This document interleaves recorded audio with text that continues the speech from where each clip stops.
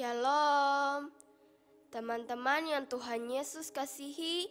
Memulai khotbah ini, saya ingin bercerita kepada teman-teman tentang lomba terbang burung. Ceritanya begini.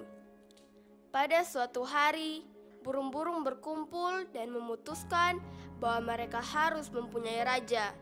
Singa adalah raja hewan yang berjalan di tanah, tetapi burung ingin mempunyai raja sendiri. Kemudian burung pergi menemui singa dan memintanya untuk memanggil semua burung untuk mengadakan sebuah pertemuan. Wakil semua burung berkumpul dan memutuskan siapa yang akan menjadi raja. Singa menanyakan para burung bagaimana cara burung memilih siapa yang akan menjadi raja. Para burung berpikir dan berpikir, tetapi mereka tidak menemukan cara yang tepat. Sebenarnya, elang ingin mengusulkan bahwa untuk menjadi raja, burung harus memiliki kemampuan terbang tinggi. Elang sadar bahwa dialah burung yang dapat terbang tinggi.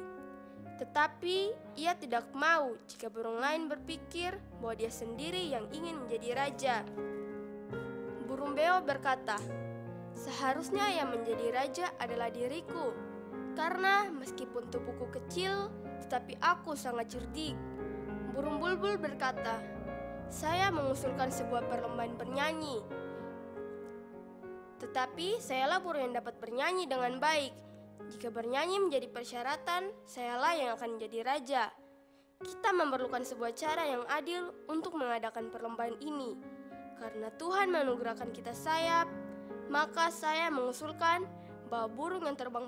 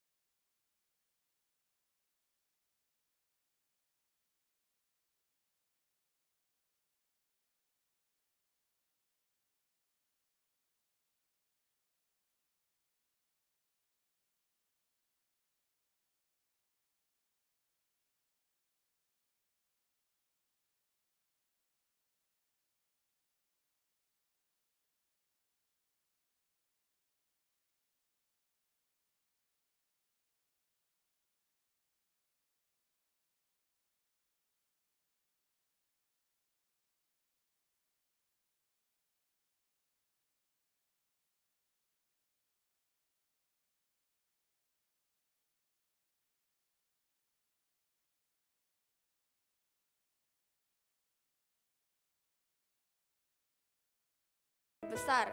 Kelompok Apolos adalah orang-orang yang mengidolakan Apolos yang terdiri dari orang-orang yang cerdas dan ahli dalam bidang filsafat. Kelompok Kefas adalah orang-orang yang mengidolakan Kefas atau Simon Petrus. Mereka taat pada hukum Taurat dan memandang bahwa mereka adalah orang berhikmat, dan karena itu pemberitaan para rasul tentang salib adalah suatu kebodohan. Kelompok Kristus adalah orang-orang yang menganggap bahwa diri mereka lebih benar dari orang lain dan menganggap bahwa mereka memiliki hubungan khusus dengan Kristus. Sebenarnya bagi Paulus, masalah pada jemaat Korintus selain karena mengidolakan para pemimpin rohani sebagai yang penting, dibutuhkan dan dihormati, tetapi juga karena kelompok yang satu lebih berhikmat, lebih bijaksana dan lebih utama daripada yang lain. Sehingga akhirnya muncullah perselisihan yang menimbulkan perpecahan. Terhadap masalah ini, Rasul Paulus menasihati orang-orang di Korintus agar rendah hati, tidak boleh sombong, tidak boleh berselisih dan bertengkar, tetapi harus bersatu, sehati, sepikir sebagai orang-orang yang mendapatkan keselamatan dari Tuhan. Sebab sesungguhnya tidak ada yang lebih tinggi atau lebih utama satu dari yang lainnya. Tidak ada yang lebih berhikmat dan lebih bijaksana dari yang lainnya.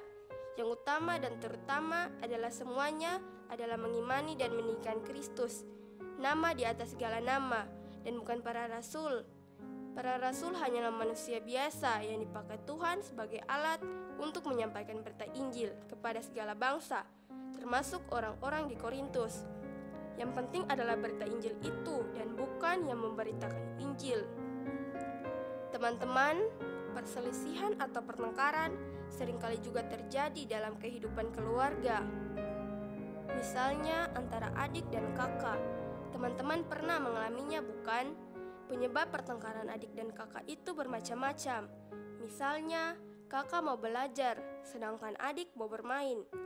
Ada juga karena kakak atau adik ingin mencari perhatian mama dan papa, sebab mama dan papa terlalu sibuk dengan pekerjaan. Ada juga karena kakak atau adik berpikir bahwa mama dan papa kurang berlaku adil. Mama atau papa lebih banyak waktu untuk adik dibandingkan kakak, atau sebaliknya.